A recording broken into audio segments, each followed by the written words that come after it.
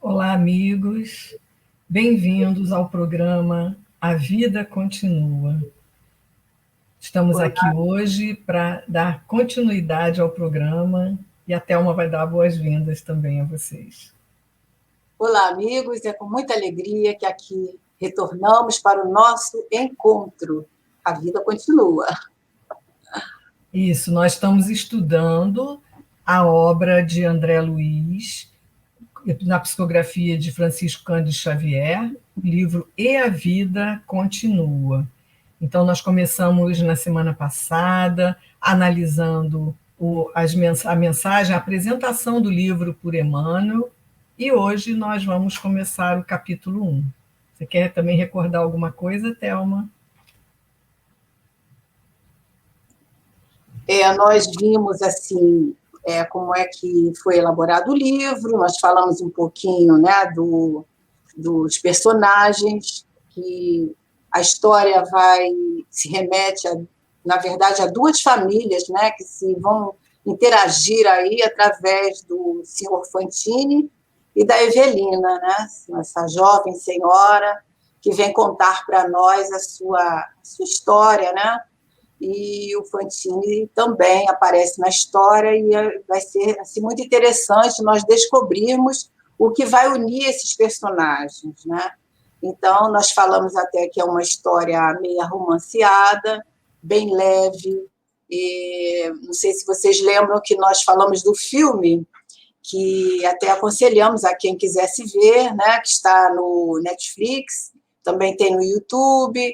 É um filme bem leve, e onde nós vamos assim, nos situar um pouquinho no cenário desses personagens. Né? Não é isso, Márcia? Então é isso. Vamos, então, começar hoje com o primeiro capítulo. E aí vamos pedir, então, que nós vamos ler juntos aqui e vamos dando umas paradinhas e analisando o conteúdo. Podemos, então, colocar a tela com o texto e nós vamos lendo aqui juntos. Então, o capítulo 1 do livro E a Vida Continua se chama Encontro Inesperado. O vento brincava com as folhas secas das árvores, quando Evelina Serpa, a senhora Serpa, decidiu sentar-se no banco que ali mesmo parecia convidá-la ao repouso. Na praça jardinada, o silêncio da tarde morna, raros turistas na essência mineira, naquela segunda quinzena de outubro. E entre esses poucos, ali se achava ela, em companhia da governanta que ficara no hotel. Então, aqui nós vamos ver que a Evelina estava um tempo numa estância de turismo, afastada, era uma estância mineira, depois nós vamos saber que era em Poços de Caldas, mas então assim que ela estava lá e foi, né, estava com a sua governanta nessa estância. Podemos continuar. Afastara-se do bulício caseiro, sentindo fome de solidão. Queria pensar e, por isso, escondia-se sobre a tolda verdejante, contemplando as pequenas filas de azaleias desabrochadas que timbravam em anunciar o tempo de primavera. Acomodada, rente à espessa ramaria, deu asas às próprias reflexões. Você quer comentar um pouquinho, Thelma?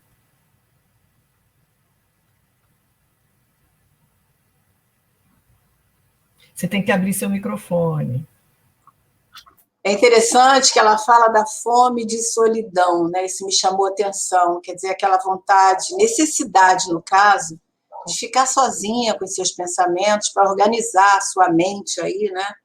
E essa instância, nós vamos ver aí mais à frente um pouquinho, que foi os próprios médicos que indicaram, né? Que ela fosse descansar, fosse se... está ali refletindo, né, sobre a delicada cirurgia que ela ia passar, né? Então, ela se encontra nesse ambiente por isso. E essa amiga, essa governanta, na verdade, era uma amiga que ela tinha, né, de muitos anos, que acompanhava a família, em quem ela confiava. Então, ela está ali as duas com essa finalidade. O que mais? Tem alguma coisa que eu pulei aí? Ela vai falar aí desse ambiente, né? Esse ambiente que eles se encontram ali, você falou aí, a espessa ramaria, e a gente, no filme, a gente percebe lá aquele jardim lindo, né? Que eles prepararam, um cenário maravilhoso, e aí a gente vai se visualizando, né, esse ambiente que ela se encontra, se transportando para lá, se transportando e começando a entrar na história, naquele cenário, né?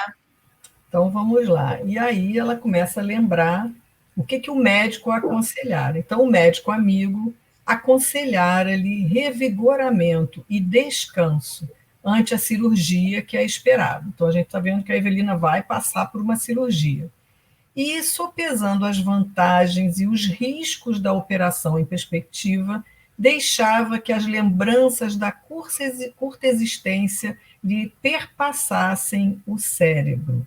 Então, ela começa a lembrar da vida dela, repassa as cenas da vida dela. Podemos continuar. Casara-se 6 anos antes. Então, de um casamento recente, né? Pouco tempo de casada. A princípio, tudo fora excursão em caravela dourada, sobre correntes azuis, o esposo e a felicidade. No segundo ano, após o enlace, veio a gravidez, carinhosamente esperada. No entanto, com a gravidez apareceu a doença. Descobrira-se-lhe o corpo deficitário, revelaram-se os rins incapazes de qualquer sobrecarga, e o coração figurava-se motor ameaçando falhar. Ginecologistas ouvidos opinaram pelo aborto terapêutico. E, conquanto a imensa mágoa do casal, o filhinho em formação foi arrancado ao claustro materno à maneira de ave tenra escorraçada do ninho. Aqui, mais uma vez, a gente vai dar uma paradinha, porque nós temos questões a comentar aqui, não é?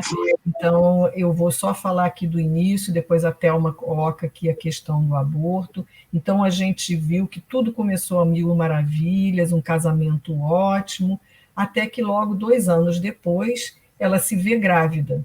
Mas, com a gravidez, ela começa a estar mal, começa a se sentir mal, e se percebe que se a gravidez tivesse continuidade, o corpo não aguentaria suportar a gravidez, porque a gente sabe que a gravidez requer muito do corpo da mulher, né? Nos exige muito, e dependendo do nosso estado, não teria condições. Então, a gente percebe que ela não conseguiria levar essa gravidez até o final, que poderia colocar em risco a própria vida. Thelma, agora você quer complementar? É interessante nós esclarecermos essa questão polêmica, né, do aborto. Nós sabemos que é um crime diante das leis divinas, e vocês vão, ao longo dos nossos encontros, vocês vão perceber que nós vamos utilizar muito das obras kardecianas, né, das obras que compõem a codificação, né, que nós estamos aqui com o livro dos Espíritos, e lá no Livro dos Espíritos, na questão 359, vem nos explicando o porquê que o aborto, no caso aqui terapêutico, pode ser digamos assim, uma possibilidade para os médicos estarem salvando a vida da mãe, né? Então, por isso, ele pode ser entendido que, nesse instante, ele não é tido como crime diante das leis divinas, né? Por que é crime? Porque nós estamos, à medida que nós praticamos o aborto, somos favoráveis ao aborto, né? Nós estamos impedindo que um espírito renasça e conduz a sua vida até atingir o seu progresso, que todos nós estamos fadados. Nesse caso aqui, nessa possibilidade, nessa situação, né, é permitido e não é considerado infração às leis divinas, né? É um único momento. E lá nessa questão 359, onde nós estamos nos referindo, ele diz que o aborto em si, né, é a 358 e a 359. O aborto em si é considerado crime porque é contrário às leis de Deus. O fato de tirar a vida de uma criança antes do nascimento, isto é, impedir, né, esse espírito de retornar à vida física para passar pelas provas que nós necessariamente precisamos para atingir o nosso progresso. Então, os espíritos admitem que a única possibilidade é essa de estar utilizando o aborto terapêutico para salvar a vida da mãe. No caso, por quê? Porque a mãe já é um espírito que está já dentro da sua missão reencarnatória. E o espírito que está para nascer, né, que está se preparando, ainda não começou a sua tarefa, então ele tem outras oportunidades, né? Então, por isso, é permitido. E, Márcia, você me permite uma outra consideraçãozinha que a gente faz aí, não em relação ao aborto, mas as mudanças, né, que a vida faz. A gente leu aí que a Evelina passa de um casamento feliz, né? Assim, de repente, tudo muda na vida dela. E se a gente for perceber, na nossa vida, né, acontecem essas mudanças, né? De repente, está tudo muito bem, acontece algo que vai modificar toda a nossa trajetória, né? Muitas vezes altera a nossa forma de modo de viver, altera até possibilitando a gente até mudar de país, né? Ou então vem uma doença na família que também modifica os parâmetros de todos, e por aí vai. São as mudanças a que todos nós estamos fadados, né? Ninguém tem aquela vida certinha, né? Que estamos, podemos dizer, um mar de rosas. Ela até cita aqui, nesse casamento, que era tido como... levado como se fosse por correntes azuis, né?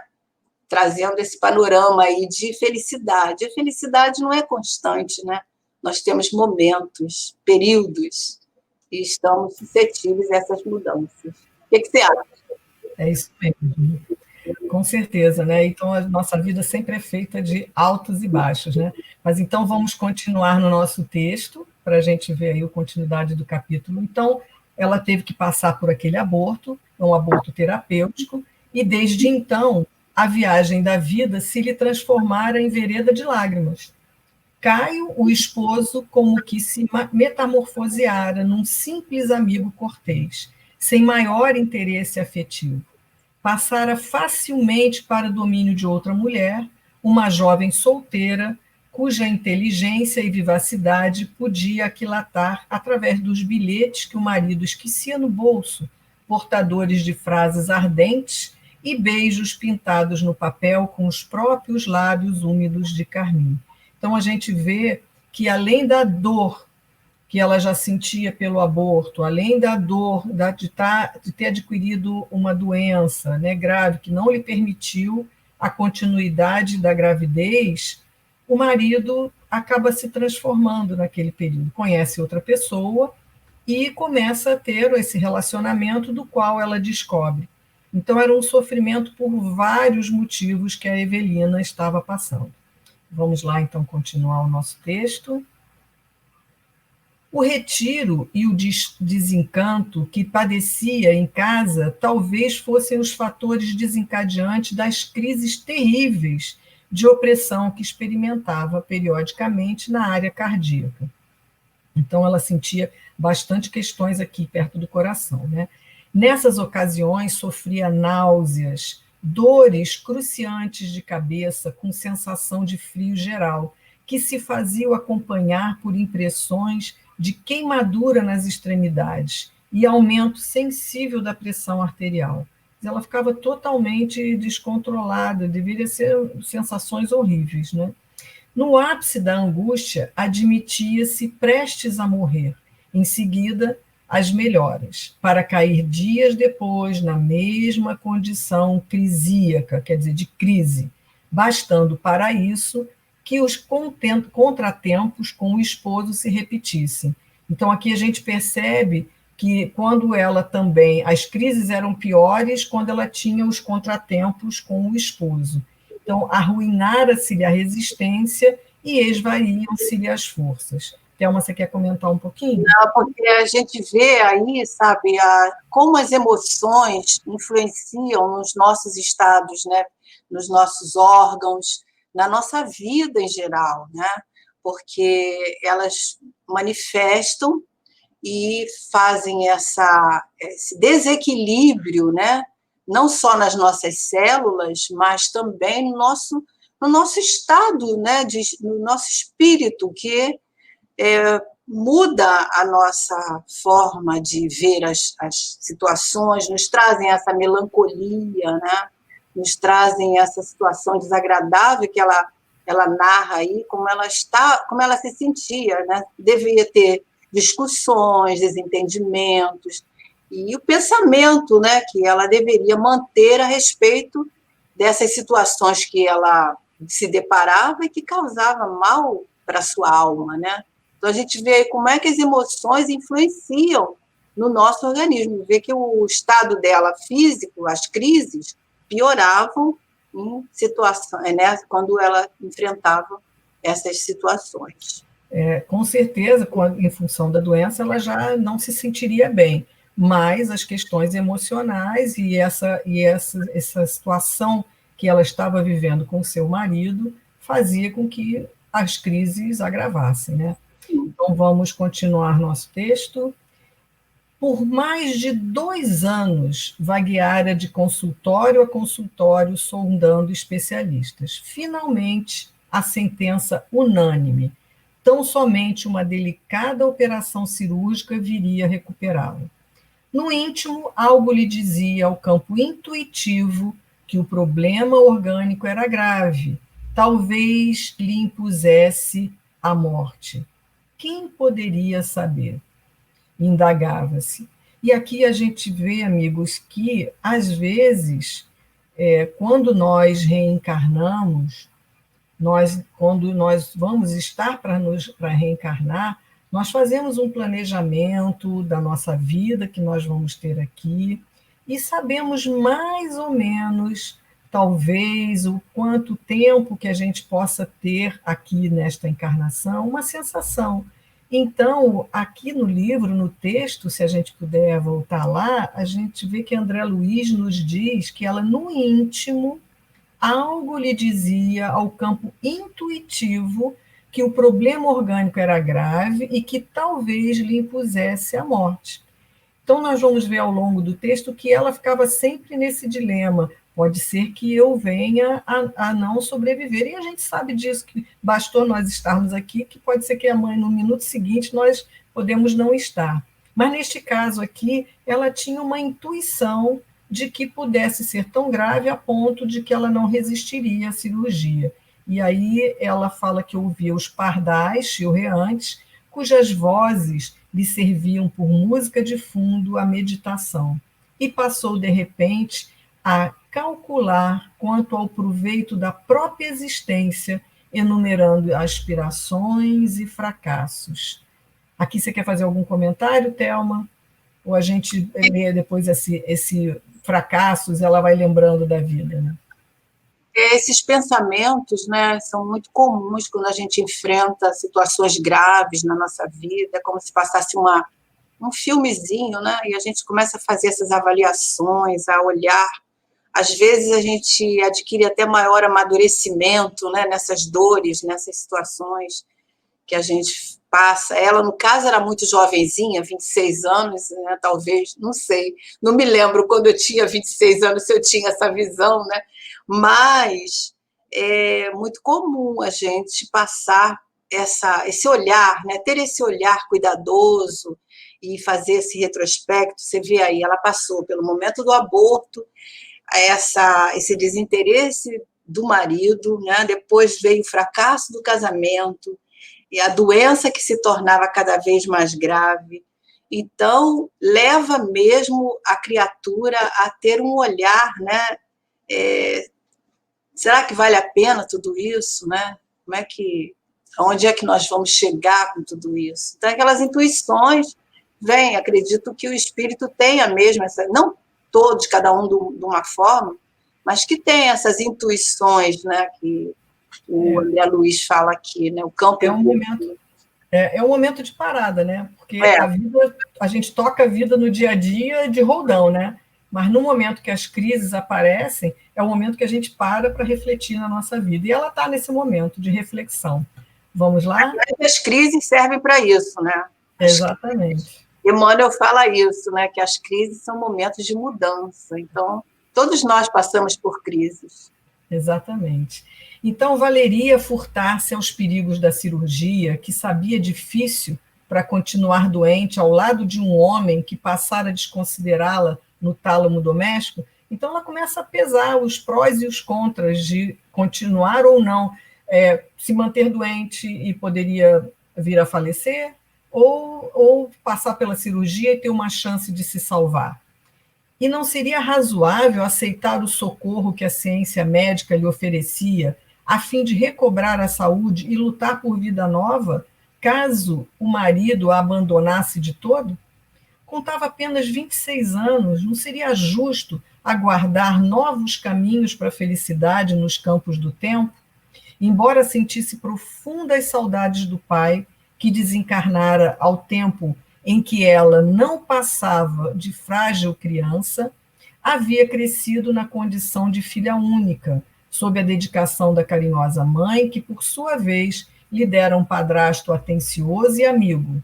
Ambos, com o marido, lhe constituíam a família, o lar de retaguarda. Então, foi aquilo que nós já comentamos, ela está neste momento de reflexões sobre a vida dela.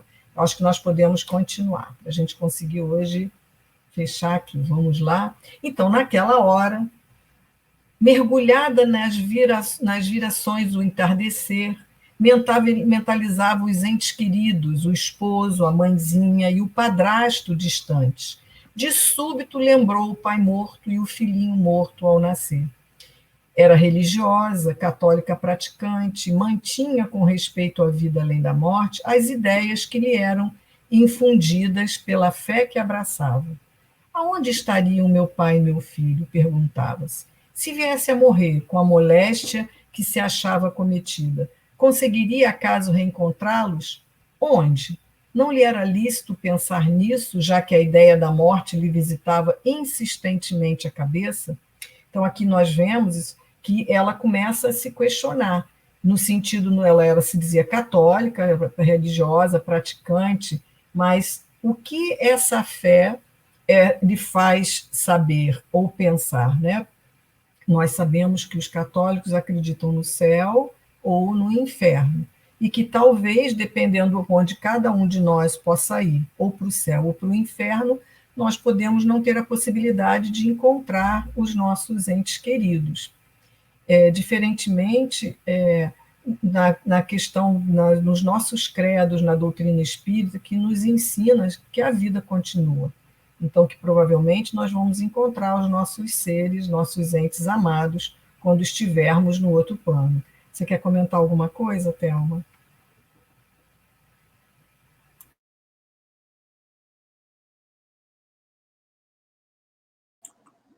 Esqueci o microfone fechado. Essa certeza que a vida continua nos dá assim, um respaldo muito grande, né? Além dessa certeza, nos ajuda a entender as circunstâncias que virá após a morte física, né? Mas, no caso da doutrina espírita, ela nos passa essa ideia consoladora, porque que seria de nós, né, se tudo terminasse com a vida, com a morte? Né? Então, essa certeza, a vida continua, um dia nós encontraremos com os nossos entes amados, não sabemos determinar, não podemos determinar o prazo, mas essa certeza nos dá um consolo muito grande, que somente o corpo físico vai terminar, né? Mas o nosso espírito imortal continua. Então, isso é um consolo muito grande, né? Porque e essa certeza nos dá uma visão ampla, diferente dessas angústias e essa melancolia que ela se encontrava ali, por não ter essa certeza, por ter as dúvidas. É certo que as dúvidas fazem parte, mas quando nós sabemos, né, que existe uma continuidade, essas dúvidas diminuem muito, né? É isso. Então, vamos lá, vamos continuar. Atirara-se avidamente ao monólogo íntimo quando alguém lhe surgiu à frente, um cavalheiro maduro, cujo sorriso bonachão lhe infundiu para logo simpatia e curiosidade. A senhora Serpa? Perguntou ele em tom respeitoso. E a um aceno confirmativo da interpelada, que não lhe escondia surpresa, acrescentou: perdoe-me a ousadia, mas soube que a senhora reside em São Paulo, onde moro também. E, através de circunstâncias muito inesperadas para mim, fui informado por pessoa amiga de que temos ambos um problema em comum. Podemos continuar? Vamos dar um prosseguimento aqui. Isso. Estimo ouvi-lo, disse a jovem senhora, em percebendo o constrangimento. Ante a inflexão de bondade daquela voz, o homem apresentou-se. Nada receie, senhora Serpa, sou Ernesto Fantini, um criado seu. Encantada em conhecê-lo, falou Evelina, e fitando aquela fisionomia enrugada que a doença abatia, acrescentou: sente-se e descanse, estamos numa praça enorme e, ao que me parece, somos agora os únicos interessados no refazimento que ela oferece. Podemos continuar, que aqui eles estão se conhecendo. Então, encorajado pela gentileza, acomodou-se Fantini em assento próximo e voltou a expressar-se, avivando o diálogo que a atração mútua passou a presidir. Então, aqui a gente percebe que houve uma atração, né, de assim, uma simpatia entre os dois. Ela muito jovem, que a gente percebe que ela fala de fisionomia enrugada, que ele já era um senhor, mas teve uma atração ali, né, de uma simpatia mesmo. A dona do hotel onde nos achamos, ele fala, né, fez-se amiga da governanta que lhe acompanha a viagem e vinha saber por ela que a senhora enfrentará também uma cirurgia de caráter difícil. Aí ela pergunta, também? Sim, porque eu estou nas mesmas condições. Tenho a pressão arterial destrambelhada, o corpo a matroca. Há quase 3 anos ouço os especialistas. E, ultimamente, as radiografias me acusam. Tenho um tumor na suprarrenal. Presinto seja coisa grave. Então, o que eles têm é um tumor, é um câncer na suprarrenal, é o estado grave deles. Vamos ler mais um bocadinho para a gente depois finalizar os comentários. Compreendo. Reticenciou Evelina, pálida. Conheço tudo isso. O senhor não precisa contar-me. De quando em quando deve atravessar a crise. O peito a sufocar, o coração descompassado, as dores no estômago e na cabeça, as veias a engrossarem no pescoço, as sensações de gelo e fogo ao mesmo tempo e a ideia da morte perto. E ele fala para ela, isso mesmo. Em seguida, as melhoras de algum tempo, para depois começar tudo de novo, a qualquer aborrecimento. E aí ele constata que a senhora sabe, né? Ela fala, infelizmente. Não é, Thelma? Então, a gente vê aqui que eles têm as mesmas e eles começam a conversar, porque eles têm muitos pontos em comum, né? Uma afinidade de coisas em comum, isso. Né? E ele parece bem murado, né? Aí vai trazer uma conotação assim diferente para o estado dela. Isso, vamos então ver se a gente... Vamos terminar, depois a gente comenta. Né? Isso, vamos lá. E então o médico repetiu algumas vezes para mim o nome da moléstia, que sou portador. Gostaria de saber se a senhora já ouviu a mesma informação a seu respeito. Fantini sacou do bolso uma minúscula caderneta e leu em voz alta a palavra exata que lhe definia o problema orgânico. A senhora Serpa dissimulou a custo o desagrado que a enunciação daquele termo científico lhe causava, mas, dominando-se, confirmou. Sim, meu marido, em nome do médico, deu-me a saber este mesmo diagnóstico em se referindo ao meu caso. Vamos lá? E aí, o recém-chegado percebeu o aborrecimento da interlocutora e ensaiou o bom humor. Deixe estar, senhora Serpa, que temos uma doença de nome raro e bonito. Aí ela falou que não impede tenhamos crises frequentes e feias, né? Porque as crises eram muito difíceis, né? Replicou ela com graça. Fantine contemplou o céu muito azul da tarde, como que se propunha a elevar a palestra no rumo de planos mais altos. E Evelina sugeriu-lhe a pausa, em silêncio comovido, mostrando igualmente o propósito de alçar a conversação, sofrimento acima, sedenta de refletir e filosofar. Então, aqui, quando ele viu que ela ia começar a ficar mais angustiada, vamos mudar o rumo dessa prosa, não é, Thelma? Mudar o rumo da conversa, né? Então, por isso que eu disse que ele é bem-humorado, né? Ele vem ali mudar aquele sentimento que ela estava trazendo, né? Melancólico, absorta ali nela mesma, né? E a gente vê que essas coisas acontecem, alguns encontros acontecem que vêm modificar, vêm somar alguma coisa a nós, né? A gente vê que o título desse capítulo é O Encontro Inesperado. Então, o principal acontecimento aí é esse encontro deles dois, né? Que vai modificar os pensamentos um pouco, trazer alguns risos para Evelina, nesse momento tão crítico para ela, né? Para os dois. E muito interessante. Então, é isso aí. Então, eles acabam de se conhecer, que são as duas personagens principais do nosso livro, da nossa história, da história que André Luiz nos conta, e vamos às cenas dos próximos capítulos. Na semana que vem, então, nós vamos nos encontrar. Então, esse capítulo foi para isso, para mostrar o que está acontecendo com eles dois. Eles se encontram, estão numa estância ali em repouso para passar por uma cirurgia, e é esse primeiro encontro dessas duas almas que vão seguir aí adiante ao longo dos demais capítulos. Nós esperamos que vocês busquem também ler, nem que seja na internet, a gente encontra, né, em PDFs, os capítulos do livro, para entrarmos juntos nesse cenário, né, e causar assim, um certo interesse, né, para nós vermos o que vai acontecer com essas duas almas que daqui para frente estarão um bom período caminhando lado a lado aí nas suas histórias que vamos tomar conhecimento, né? Esperamos encontrar todos vocês aqui na próxima semana, nos dando essa alegria de estarmos juntos.